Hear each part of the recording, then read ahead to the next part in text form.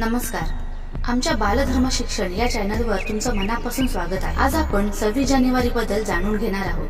चला तर सुरू करूया. 26 जानेवारी प्रजासत्ताक दिन. 26 जानेवारी हा दिवस आपल्या भारताचा प्रजासत्ताक दिन म्हणून साजरा केला जातो. आता तुम्हाला कदाचित प्रश्न पडेल की प्रजासत्ताक म्हणजे काय? प्रजासत्ताक म्हणजे असे राज्य जिथे लोक स्वतःच्या नेत्यांची निवड करू शकतात. याचा अर्थ भारतात प्रत्येकाला आपले हक्क आहेत आणि आपण सर्व समान आहोत. 26 जानेवारी महत्वाचा का आहे? 15 ऑगस्ट 1947 रोजी आपल्याला स्वातंत्र्य मिळाले, पण भारताला त्याचे स्वतःचे नियम आणि कायदे तयार करायचे होते. 26 जानेवारी 1950 रोजी भारताचे नवीन संविधान लागू झाले. संविधान म्हणजे देश चालवण्यासाठीचे नियम आणि मार्गदर्शक तत्त्वे. त्या दिवसापासून 26 जानेवारीला प्रजासत्ताक दिन म्हणून साजरा केला जातो.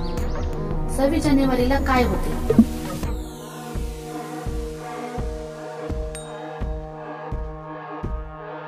दिल्लीतील परेड.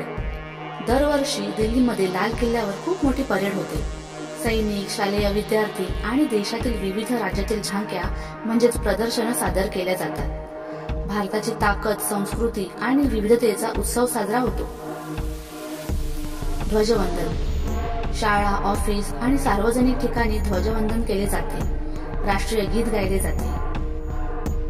देशभक्तीची भावना.